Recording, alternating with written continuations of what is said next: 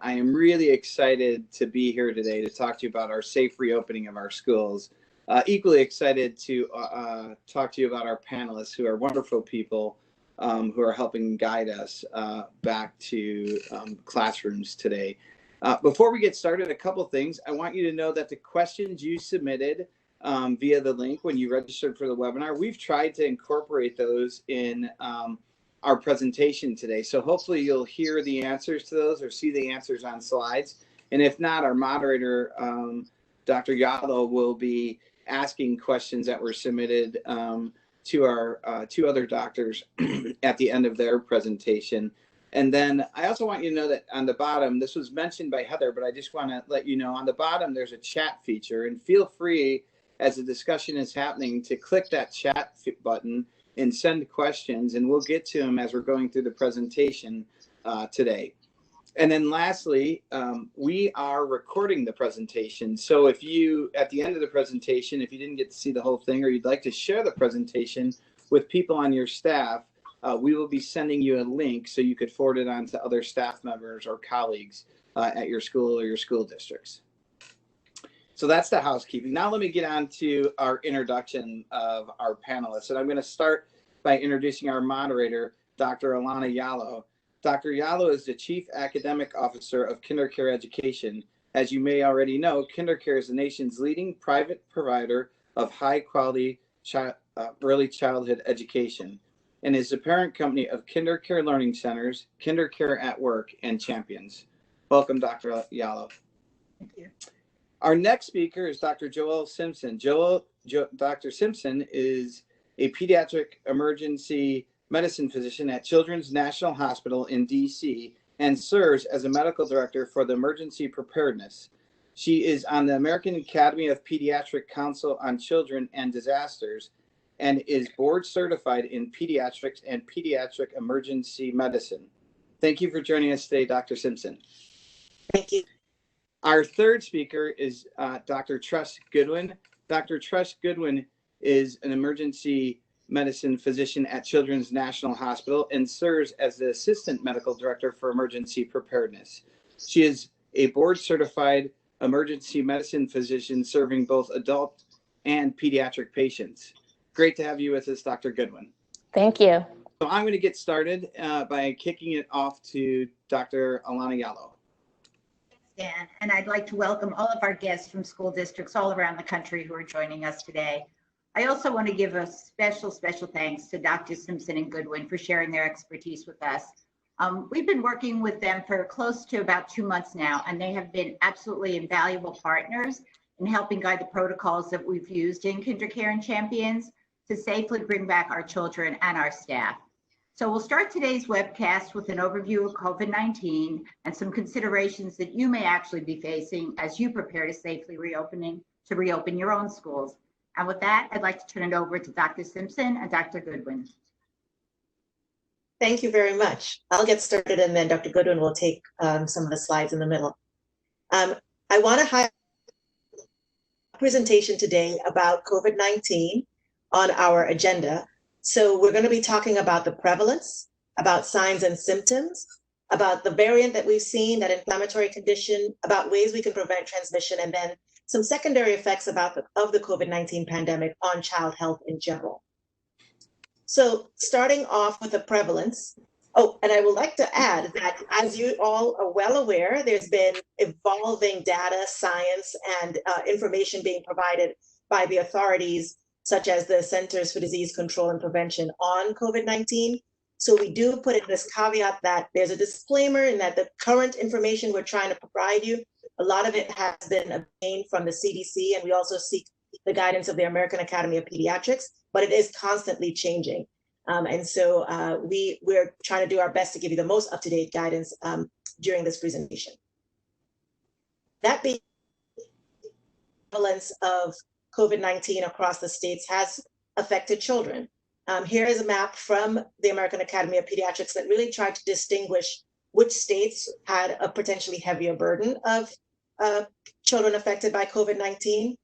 I say this also with the caveat that not all states uniformly collected the data on children or had access to testing for children.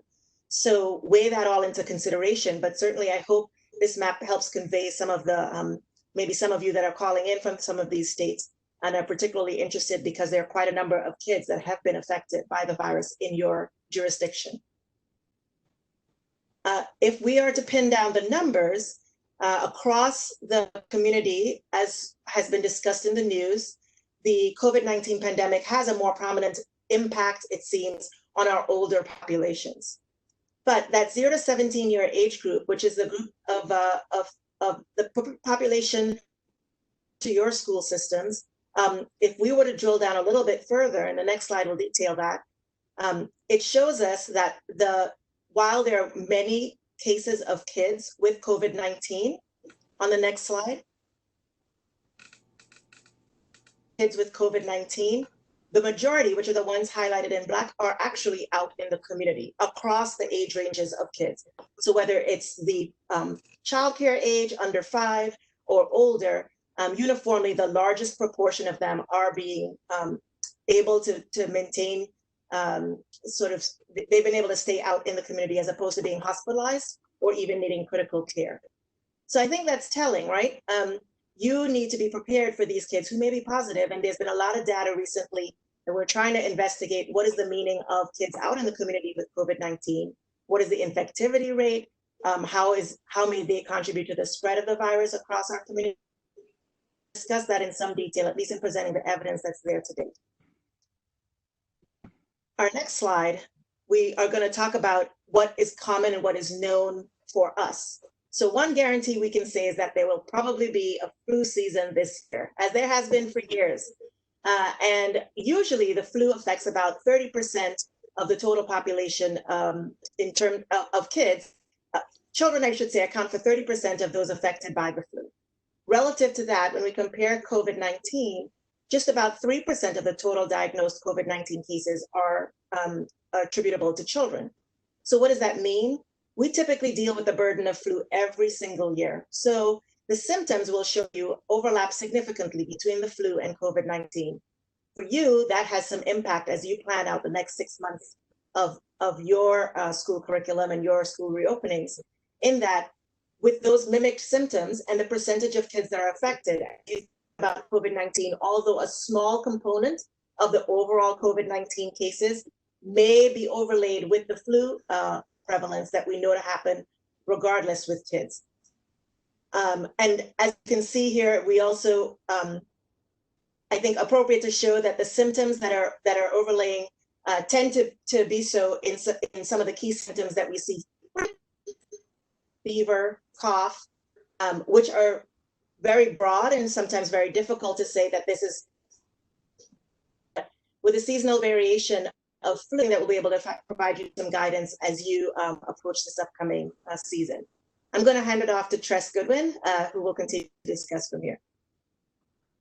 Thank you, Joelle. So as you can see, we created this graph to really show you that kids don't always show symptoms. So if you see the most common, there's a fever and a cough, and those are just over 50% of kids that test positive have those symptoms. You can see on the blue, which represents the adult patients who test positive for COVID, they often are symptomatic. So this just makes it incredibly challenging to say, is there a way that I can tell that a child has COVID just based on their symptoms? And unfortunately, the answer is there is not that. So this is a great graphic to just show you, again, the overlap of various conditions that we see, and there's a lot of mimics. So you can see on the left column with COVID-19, fever and cough are common, but those are also common in regular influenza or the flu and in the common cold. So again, trying to find and distinguish which child has COVID versus the flu versus a common cold is quite challenging. And that's a challenge that we face in the hospitals, and one that you're going to have to encounter in your schools as well. So we wanted to take some time to just discuss this condition that's come out in the news in the last month, and it's MIS-C, which stands for the Multisystem Inflammatory Syndrome in Children. And initially, they attribute it to a Kawasaki-like syndrome. but we found that it actually has some very unique characteristics that we think are attributable to this new virus. So I just want to emphasize, this is a very, very rare complication of COVID. For example, here in Washington, D.C., we see children from a large catchment area that includes Virginia, Maryland, West Virginia. And we've seen just over 30 cases in the last 2 months of what we think is this MIS-C condition. So this is very rare, but it's concerning and it's made the news. So the symptoms are listed there. Most commonly, we're seeing a lot of abdominal pain. They're going to have a prolonged fever, and they look very, very sick. So these are not kids that are going to show up in your school, and you wouldn't, in a prior time, think that they were well enough to be there. So this is something that you should be aware of, but really shouldn't be something that would be a child showing up to school. We're trying to figure out what causes it, and it seems to be a post-viral inflammatory reaction. So that means that the body is overreacting to the virus and to clearing the virus, and it's not actually the disease or the virus itself that's causing the symptoms. We've noted that the peak of MIS-C is about 3 to 4 weeks after the COVID-19 peak. So New York, their peak of COVID was mid-April, and early May, they had their peak of MIS-C. Our peak was 2 weeks later from New York's, and in fact, our peak of MIS-C was mid-May. So we're still learning, but overall, just the take-home point is that overall risk is low. And if children come in and they're properly diagnosed and treated, they do very well. We've had no deaths at our hospital, and everyone has done quite well. So a really important thing that obviously a topic that you are on the forefront of trying to figure out is, are bringing kids back to school going to contribute to the further spread of COVID-19? And we still are developing the science and trying to figure it out. There's some very small studies in other countries, but one study from China showed that of the children that were infected, it's actually the adults that infected them. In another study in Europe, there was an outbreak study, and it was a family that visited this particular area, and the child went to 3 different schools, and no one of those were infected. In fact, it was all of the adults in the party that caused that large outbreak. And yet another study from Australia, it's reassuring that only 2 children out of 863 who were in close contact contracted the virus. So it's just showing that hopefully this will continue. We'll see this consistent in other studies, that unlike other illnesses such as the flu, where kids do act as a major spreader, it does not seem to be that case with COVID. So the bottom line, again, children are getting sick, but less often than adults, and less sick, less severe, and way less often than the regular flu. They're, again, a much smaller burden of the overall disease. And children tend to get sick from adults and not the other way around.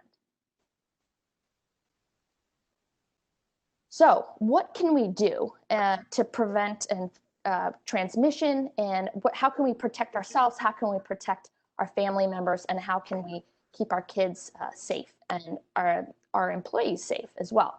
So this is a great graphic. It's from the Lancet, and it just shows that with your chance of infection when you're in close proximity to somebody with known infection. So as you can see, physical distancing, face mask, and eye protection all greatly reduce the risk. Again, nothing goes to zero, but those interventions actually do work quite well. So what about gloves? You see people out in the community, they're wearing gloves. Our medical advice and based on our experience is no, absolutely not indicated. We use them in the hospital for single use. So we'll walk into a room, see a patient, put on gloves, throw them away immediately. So they should not be something that someone wears for a prolonged period of time. The risk with that is that you're not going to wash your hands, and you're going to possibly touch your face. And your skin is actually a big in a very impressive barrier, and it keeps you healthy and does a much better job of preventing your any transmission than a rubberized glove would. So the all-important hand washing. So the slide showing the eye protection and physical distancing didn't mention the number one thing that we can do, which is washing our hands. And this is a great image. You can see the unwashed hand and then the hand sanitizer and soap. So this is a vital, vital component to stopping the spread. So the CDC recommends washing your hands with soap and water whenever possible, because hand washing reduces the amounts of all types of germs and chemicals on the hands. So it's the soap itself, it's the physical rubbing of the hands, and then it's the water that dilutes it and washes it down the drain.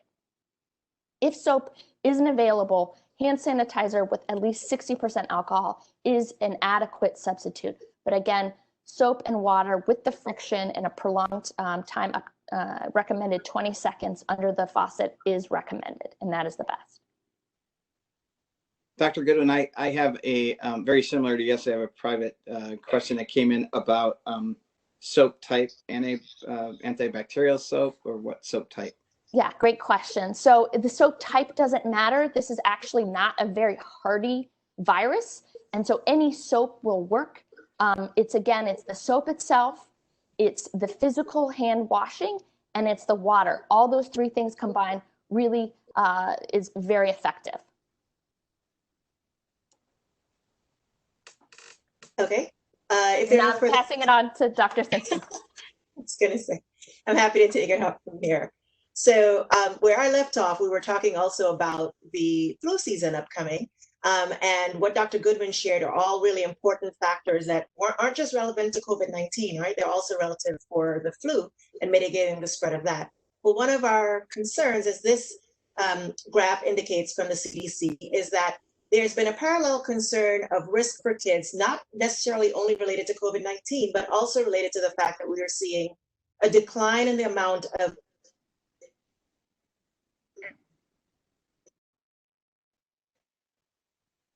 and a lot of preventable illnesses out there, including measles and chickenpox and many others.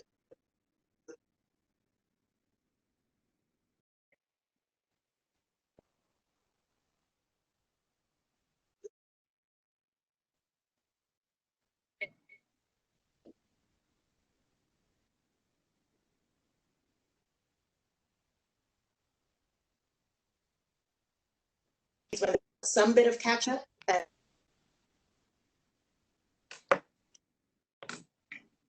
Dr. Simpson, we lost you for a little bit. The ones that are going to be in the school system may not be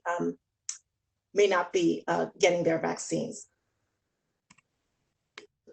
For the next slide,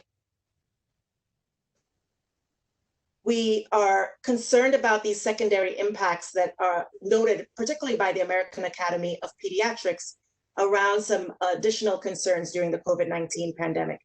One is that there's been decreased doctor's visits, not just for vaccines, but also for management of chronic illnesses. There's been some concerns about increased issues around food insecurity and malnutrition, as well as increased risk of child abuse. And with the rates of unemployment that we've noted across the country, also economic instability. Next slide. We are continuing to advocate from the American Academy of Pediatrics and from our hospital systems, particularly the ones that serve kids, like Children's National, for the CDC to continue to elaborate on the guidance that they've been providing on the COVID-19 pandemic. And I'm sure you all have seen some of the guidelines as shown here on the screen about schools during the COVID-19 pandemic and guidance for reopening. But I do reassure you that at least at the level of the American Academy of Pediatrics, there will be some updated sort of details similar to what we're trying to provide here that give you some more specific guidance as well on some of the issues we've raised about COVID-19 for your school systems.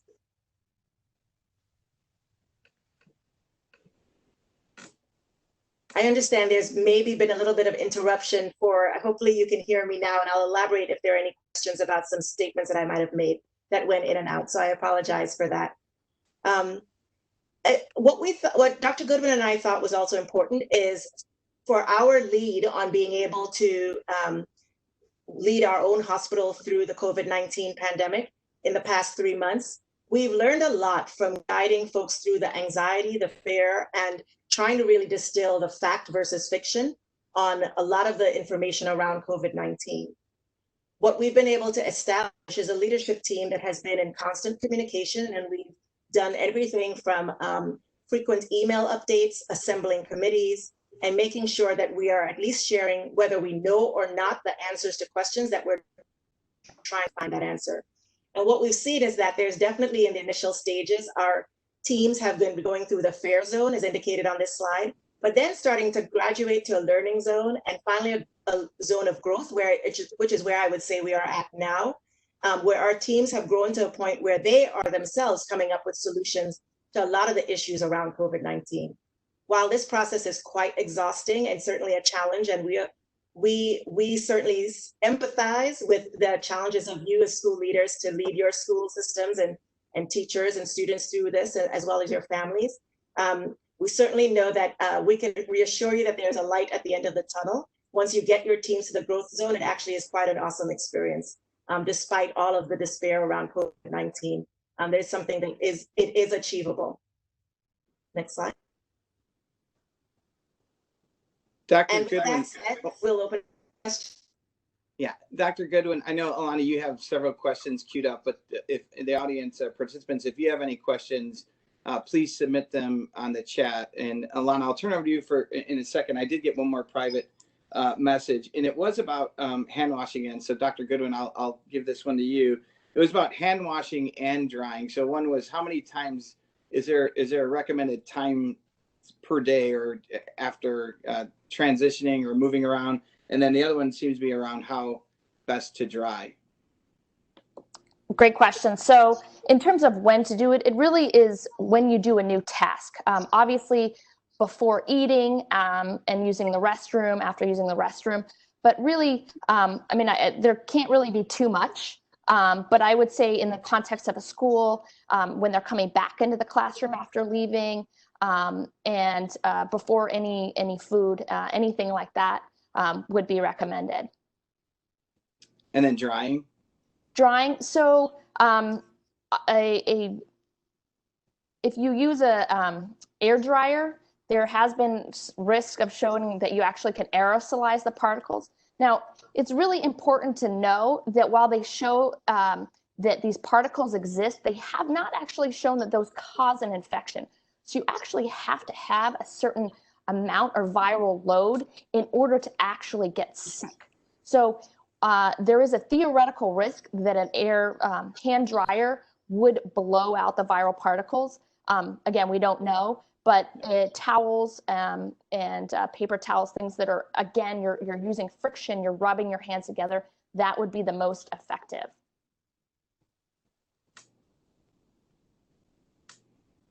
Perfect. Then I think there may be, I'm looking, I saw one more pop up, but I may send it to you, Alana, and ask it as we move forward. Let me see if I can pull this one up really quick. Alana,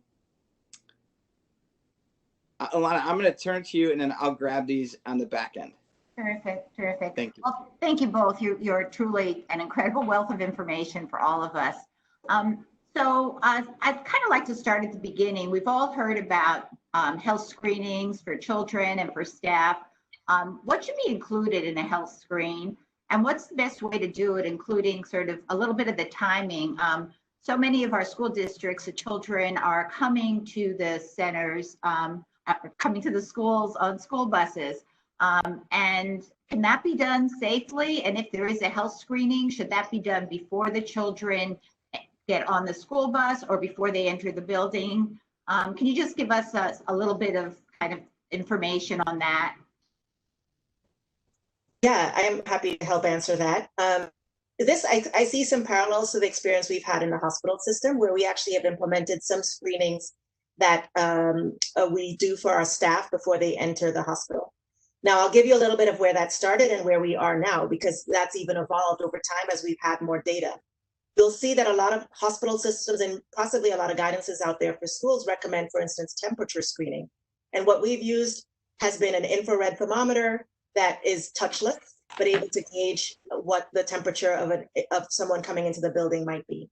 Now, I will say anecdotally from what I've heard across hospital listservs and experiences around this, is that at times that can have fairly low yield for identifying anyone that might actually have a temperature coming into the building. And I say that only because a lot of people, if they follow the issued guidelines that I'm sure a lot of your school systems have had, which is do not attend school if you have concerns about being ill or febrile, it's probably one of the best guidelines to screen out anyone who might potentially be ill.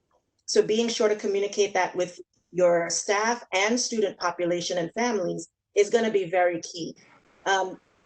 I think also it's really important that we worked within a system to communicate with our Department of Health, as well as other similar local hospitals, so that we were consistent. Because what we would find is that there was wide variety between what various places might be. So if you have a local system of schools or networks, or you have guidance from your local Department of Health about what the practice is in your area, that sometimes can also be very helpful. In addition, the school bus question I can relate to in the fact that our hospital systems have a remote garage that uses a shuttle to bring employees to the hospital system. And what we've had to do is actually encourage masking as well as safe distance. And given the weather, we're able to allow open windows, which all help with reducing the risk of spread. I know that some of those features may not be possible in the school bus system, and that some of you may not have certain school populations not using the school bus. But I think if you're able to issue at least the parameters, such as masking, such as guidance for families to keep children at home who are febrile, or to obtain their own thermometers and so forth to screen for symptoms, then that prevention from upstream is actually quite helpful and has worked well for us. Great, thank you. And you mentioned masking. Can you talk a little bit about recommendations regarding masks for children and teachers? And certainly, does the recommendation vary by the age of children? Also, yesterday, we actually had a question about the tolerance of children with special needs for masks, recognizing obviously that special needs is a very broad category. Is there any guidance or experience with that? Yeah, I'll take that question. So as we've shown, and more data is coming out, that masks do work. They help prevent the transmission if someone's ill to others, and they also prevent you from getting sick if you're near someone. So it's really a dual purpose and dual benefit. In terms of the ages, now anyone who's worked with small children knows that it is literally impossible to keep a mask on any child under 2, and I would even say probably higher than that. I have 2 one-year-olds, and I just did it as an experiment, and it lasted probably less than 1 second on either of them. So that is, and it's also, it can be a choking risk. So we absolutely do not recommend it for under 2. Now there is more and more kind of recommendations, and you possibly have seen them in the community, is the use of face shields. And the use of shields, it's a clear plastic, and it comes down below the chin and it wraps around the ears. These can be attached to a hat, or they can be more of a visor with a wrap around the head. And I think we'll be seeing more of those, but those tend to be more tolerated by children, and also allows for better verbal development. And another benefit of those is self-contamination is a high risk. That means if you touch something and then you touch your nose or your mouth or your eyes, that is how you get sick. And that's actually a really common way people get sick. So if you have a face shield, and again, if you have a mask, you're not going to be able to touch your face. So there is a great utility in masks and shields. I think in terms of what school districts could do, you could offer, you could have a list of things, and you have established a minimum standard, and that every child needs a face covering, and here are a list of options. And parents are going to have to decide what makes the most sense for their child. Thank you. And is there any sort of general guidance? Again, it's a hard question to pin down, but on supporting special needs children with the use of masks at all? I think that I mean, obviously special needs is a wide range. The shields might be a good way to go. That might be more tolerated in terms of keeping a mask over someone's mouth and nose. I did want to mention one other thing in terms of making or trying to make this more acceptable within kids is we actually had a campaign we started in our own hospital. We called it I Got Your Back. And it was a self-peer check system where we would say, hey, I noticed that your mask isn't covering your nose. You probably should move it up. And I think kids could really benefit from this and help each other by really these peer checks and create a culture where it's you're protecting yourself, but you're also looking out for your buddy and creating a really positive function of peer pressure. I have just one more quick follow-up question on masks. They do get a lot of attention these days. If a child or teacher removes a mask during the day, can it be reused? Can they put it back on, or what's the recommendation around that? So the main issue with taking the mask off is if you think about it, you touch the front of it and then your hand is contaminated. So just encouraging people to be aware of that they would need to wash their hands. In the hospital, we encourage use of bags. So obviously you can't keep a mask on all day. You're going to need to eat, drink. So we put our masks in either brown bags or in a container so that we can store them. And we work on removing them without touching the front, which is where any particles would probably be lodged. In terms of changing them out during the day, having a rotation isn't a bad idea. Washing them at home is obviously recommended. So I think the bigger issue is just being aware of when you touch it, that then you touch your eyes and your mask has actually caused the problem. Thank you. I'd like to switch topics now and talk a little bit about social or physical distancing, or actually ask you to talk a little bit about that. You talk a little bit about it in a classroom, a cafeteria, gymnasium, outdoors. We've also heard that many schools will not be using cafeterias for food service, but will be serving the children food in their classrooms. Would you recommend that? And I guess a follow-on question, what about organized sports activities? So a whole lot of questions all rolled into one. Sure, I'll take that question as well. So within the hospital, our cafeteria did stay open. We encourage social distancing while in the cafeteria, masking when not eating, and to not stay for a long duration. Within the ER and within the hospital itself, it's impossible to do social distancing and to maintain 6 feet apart. We take care of patients and we have to be close to them. Our workspaces are cramped. So we were in close proximity to not only colleagues, but to patients that were sick. And I'm happy to report, and this has been found across the healthcare system, is that with the things in place, the very, very vigilant hand washing, our masks and our eye protection, we had no one get sick within our emergency department. So those kinds of things do work. Is it realistic that children will stay 6 feet apart from each other the entire day? No, we know that.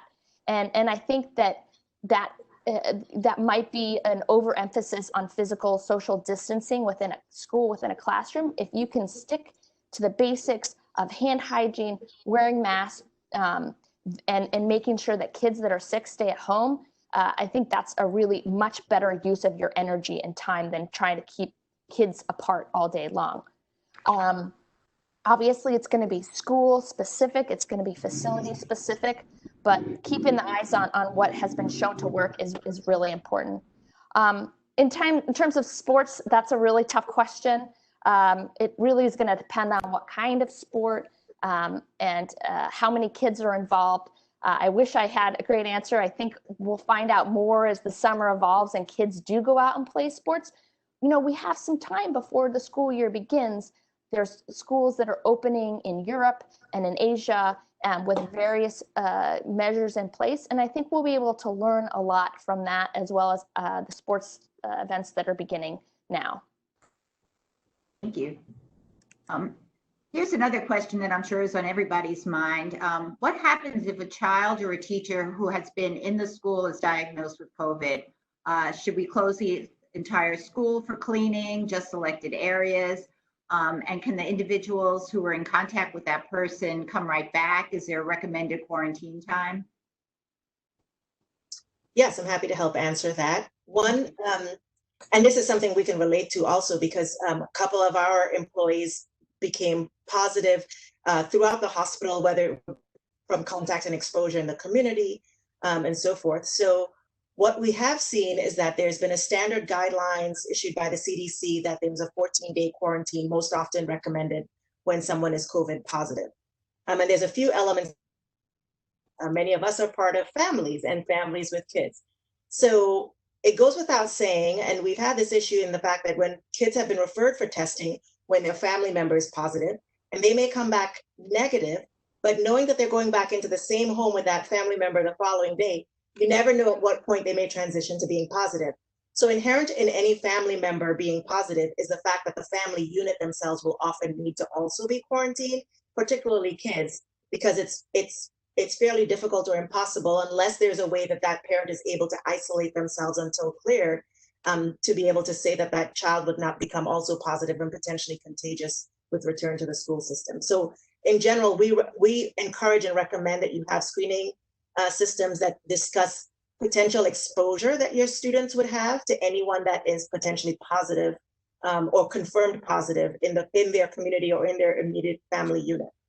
That being said, if the same standard quarantine guidelines are noted for 14 days, but what may be challenging, but certainly definitely, I think recommended and trying to think about how it's operationalizable within your own setting is understanding or being able to track to the best extent possible anyone who might have had close exposure with that particular person. Now, similarly, that's challenging in the hospital system because we all move around units, we all interact with a lot of patients, but there are certain, with the measures that we've taken in place to advise that people wear masks and so forth, it is possible to investigate whether or not someone had a time when they didn't have their mask on, they may have been in a cafeteria, they know who they may have spoken to, and that's a concept of sort of contact tracing. I will say that there are guidelines coming out to assist schools with understanding how to do contact tracing within their systems. And so I know that that's coming up and hopefully it'll be something you can use. But that's the concept of how you would identify who would need to be warned should someone be positive that's found out at school. So you could follow up with the people they might have been exposed to. Thank you. Thank you very much. I'd like to go back to a mask question. I think there probably can't be too many questions about masks, but we did have a question from one of our guests about are there any special considerations for children who may have breathing problems or asthma about the use of masks? What does the science tell us about that?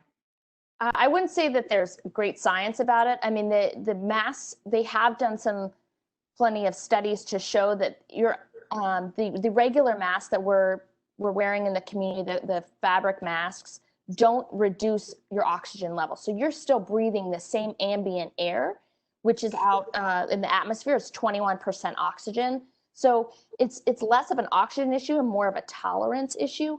We haven't seen any increased, in any research I've read or within the patients we've seen, that the mask actually can exacerbate any asthma symptoms. Thank you. Now back to sort of the virus itself, and if a child begins to show signs associated with COVID during the school day, what special precautions, if any, should be taken other than the traditional removing the child from the classroom and calling the parents for pickup? Are there any symptoms that are more likely to precede another one that we should be on particular alert for? So if you'll remember from my slide, unfortunately, there is not the golden ticket of a symptom that's going to tell us the child has COVID. Again, a lot of them are asymptomatic. So really the recommendation would be the same of what you normally do. You're going to remove the child from the classroom. One thing we would recommend is, it depends on your school setup, but to designate a pickup or a holding area perhaps outside, so that if you do have several sick kids, they're not all sitting next to each other in the nurse's office or wherever they're typically held, to try and keep them apart, because at that point they are concerned. We are concerned for COVID in those patients. But unfortunately, there's no magic to finding out which kids are sick with COVID or not. Thank you. Another question that we received was, do we know how long the virus can live on hard surfaces, soft surfaces, particularly on books or laptops in a school environment, or even in the air? Also, does sunlight play a factor at all? And are there any other environmental factors that we should be considering? Yeah, so I can answer that as well. I wish that I could answer it with a lot of certainty. So you'll see almost every day there seems to be another research paper or news article that says the virus can live on plastic for 12 hours, or it's found in the air. The big point of caution I want to really emphasize is this: they haven't really shown if that can be infective or not. So again, going back to what I said earlier, even if there's viral particles on a surface or in the air, we don't really know the level that of viral particles that will cause infection. And that actually probably varies per person. So some people might be more susceptible to getting infection with perhaps even a smaller viral load. So there's not great data on there at all. But in terms of outside, so that has been shown to be effective. So UV is actually a treatment to sterilize and remove viral particles. So being outside with the sun, with oxygen, with the air has been shown to reduce the lifetime of the virus. So this might be a little bit of a follow-up to that, but can you talk about the advantages of open windows in classrooms where that's possible, versus use of air conditioning in a school building? And can an air conditioning system actually transmit the virus? So I think everything is weighed in context, because we, as I was trying to imply in some of my slides earlier, we're focusing a lot on COVID-19, but then there's other potential risks, right, of opening windows and so forth. Now, the open windows allows for possibly better air circulation in a classroom. Depending on the environment you're in, whether it allows allergens or other things that can exacerbate other conditions such as asthma, you do have to take that into account. And so that's why we are advising that with your own population and setting and so forth, think about all of those other things, in context. But in general, we are not allowed in many ways and don't have the option to open windows in our hospital system. And so we've been able to work with our environmental and our cleaning services to make sure that our AC units have good air circulation, are cleaned out, and are able to keep our hospital patients and our staff safe. So I don't want to give a blanket statement that windows are necessarily always better, but I think trying to make sure you meet all the safety protocols with an AC unit, or if that's your only option, is still okay and can still keep your students safe. Makes a ton of sense. This is maybe a hard question. It kind of goes back to the social distancing question, but can you talk a little bit about class sizes and also sort of consistency of groupings, why that's important? Yeah, definitely. So I know the class size issue is definitely, many of you may be parts of states that have different phase 1, phase 2, and change the amount of people that can be in a building at a given time, or where the restaurants are open. I will once again piggyback that there is some guidance coming out shortly on a national level to guide classes on class size. I know we can't get that information soon enough, but we do want to say that having teams or having cohorts of students and teacher matched in a more consistent, maybe family-centric way is helpful for the same reasons I mentioned before, which are things like being able to keep track of which groups of folks might get sick and who their exposure might be, and limiting broad numbers of exposure to given students, bodies of students, or teachers. I think in addition, it's hard to really give a blanket number for class size across the various age groups and developmental abilities of our different students, right? So a lot of that may need to be a little bit more customized to your school and the risks and benefits and the space you have to work with. So I hope, and I can tell you that, especially from the AAP, we've been working to provide guidance as a group of thinkers that care about kids' health, to provide the schools with some more specific guidelines across your systems. Thank you. I feel like I'm jumping around a little bit as these questions are coming in. So back to the sort of open window air conditioning question. Is there any evidence or any information that you could share about the use of air purifiers? Does it impact the transmission of the virus through the air, or do we know anything about that? I think that's a good question. I don't think we have specific evidence to say what impact an air purifier has in addition to all the other metrics that we've offered. At the end of the day, we will continue to harp on the eye protection, masking, and hand washing. So there has not been enough evidence in the literature, as far as I know to date, that can say what air purifiers will contribute. And I will say from our experience, we have instituted a number of measures that sometimes can be quite expensive that we provided early on in the course of our COVID response, that we realized after now having the data, they may not have been the best purchase necessarily for what it needed. We were still able to repurpose and use things, but there are a lot of things in the early stages that you would be tempted to implement. I think we are trying to find the guidance from other countries and other states that may have been have already passed through the phase that we are in for COVID-19 that are helpful to learn from. And there are many international papers coming out to maybe provide some guidance and some more data about that. And it will change week to week. Thank you. I think we'd be remiss to talk about COVID-19 and not talk a little bit about sort of either vaccination or antibody testing, understanding that we don't have a vaccine yet, and there's still obviously some challenges with antibody testing. But is there anything that we know today that should impact our planning for reopening schools or on an ongoing basis? Any best practices? Yes. So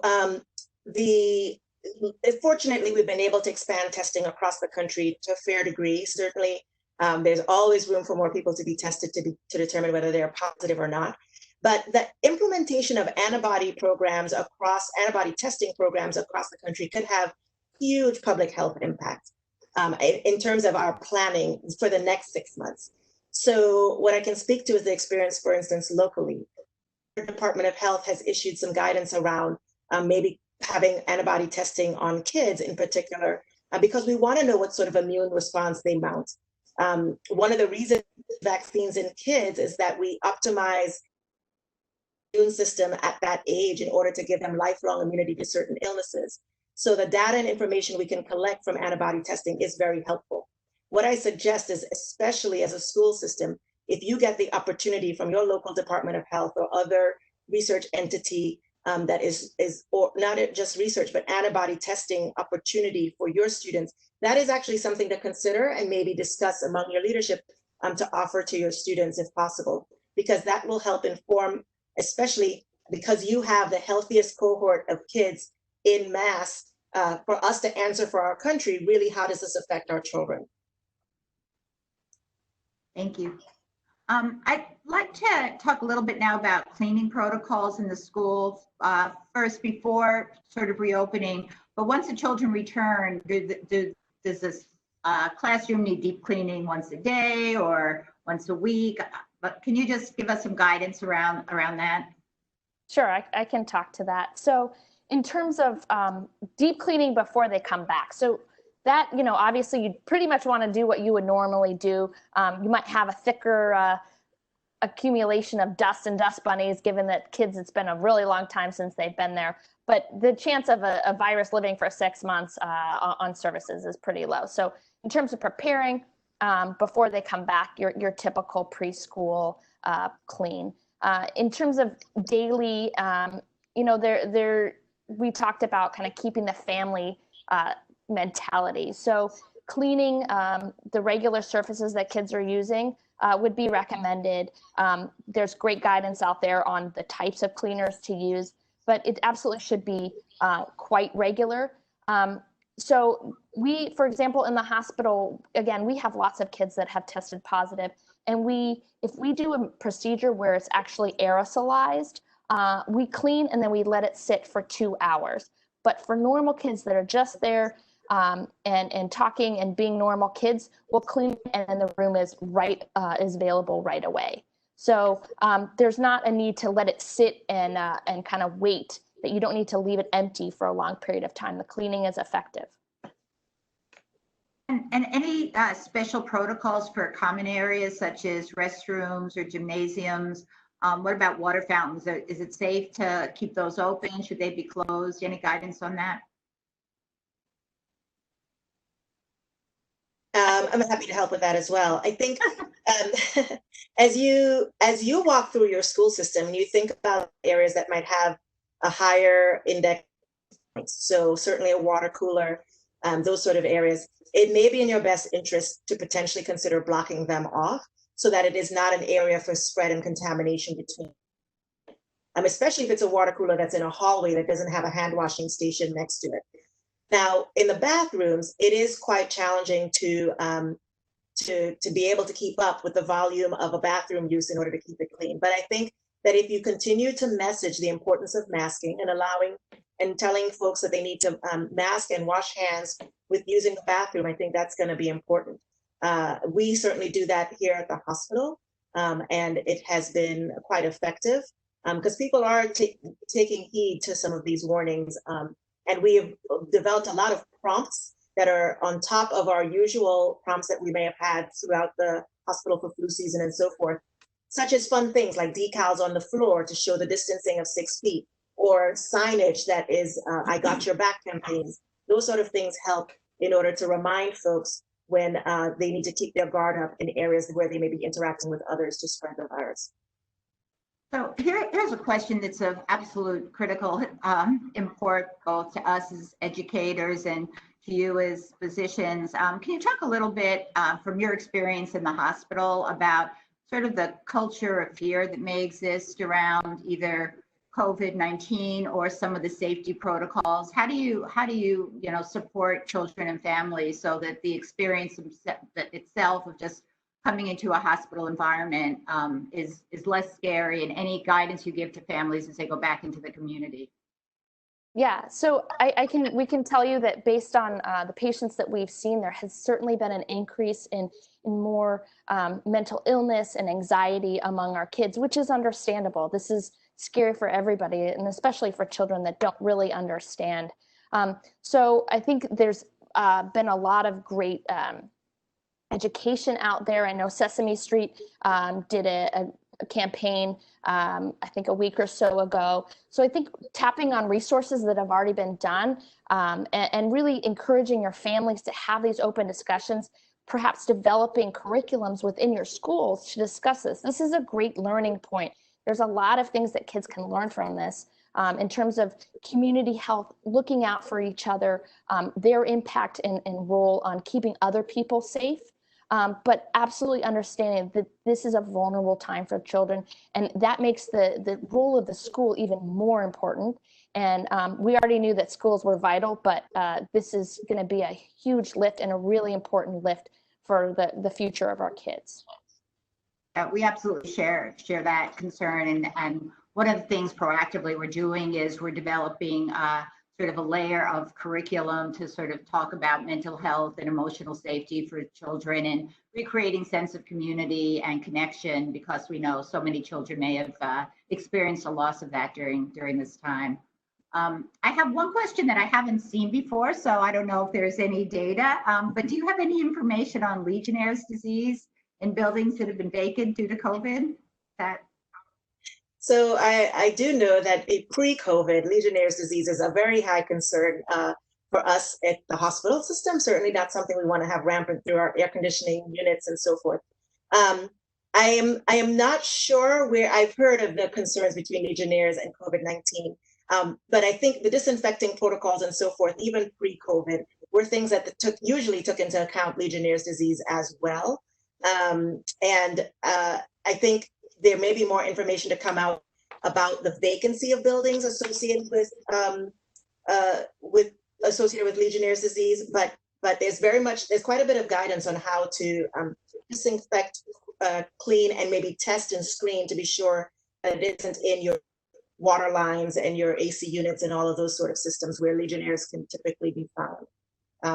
So I think what's helpful there is really engaging with your public health system, because they often tend to monitor that very closely. No community wants to be known to have not mitigated that risk of Legionnaires being spread.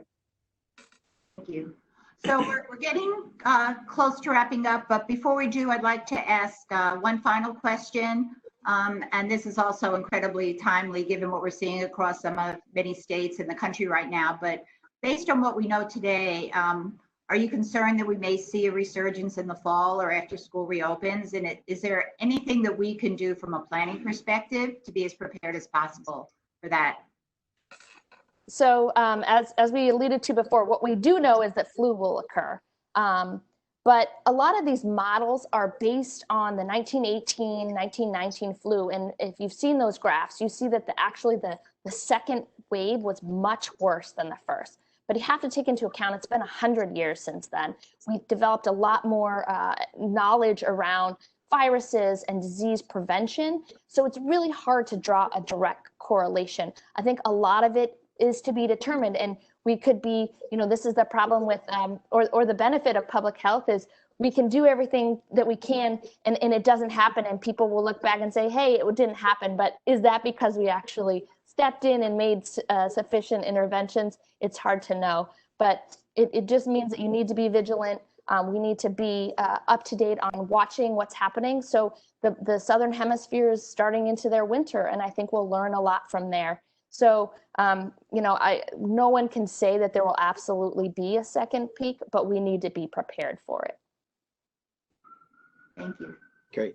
Thank you. Alana, I did have one question, maybe fitting for the end. The question is, what is Champions doing as we bring kids back to school and after school programs and out of school time programs? So what I'd love to share on that question is a couple things. One is we are currently running summer programs across the United States. We also, through the pandemic, have run essential centers for healthcare workers, frontline workers. And so we have had experience in operation during COVID. And I think two things to call it. One is if you want to see an essential center running, you can visit discoverchampions.com.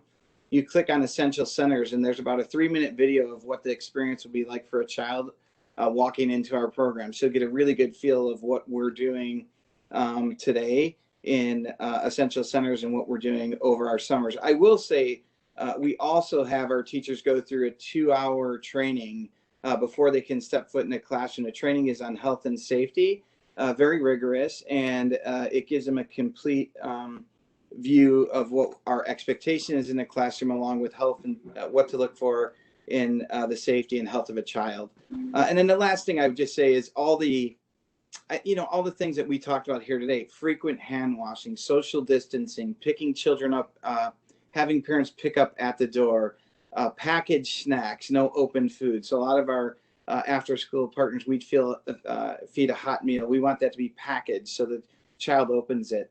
And yes, we're wearing masks. Our teachers are wearing full masks for the time they're working with children. So again, there's a full video of what that looks and feels like on discoverchampions.com. That's not a plug, but that's where the video sits, and it's under Essential Centers. So hopefully that answers that question. Look, I want to first thank Dr. Alana Yalo, Dr. Tress Goodwin, and Dr. Joel Simpson for your contribution and your valuable insight to today's webcast. I really, really appreciate it. To our participants, thank you again so much for being a part of the webinar. At the end of this, we have a short 3-question survey. Would love for you to take it, as our plan is to continue this series, maybe moving into an update on health and do some social emotional webinar next go around. So your feedback would just be valuable to us. And then there was a question about this this webcast being recorded, and it has been recorded, and we will send it out via a link to each of the participants, and you can for that. I mentioned that early, but some people may have joined later who asked that question. But we will respond to you with the questionnaire as well as a link to the recorded version of this webinar. So I thank you all, and thank you all for a great panel discussion, and have a wonderful afternoon. Thank you so Bye-bye. much. Thank you. Bye. Thank you. Thank you.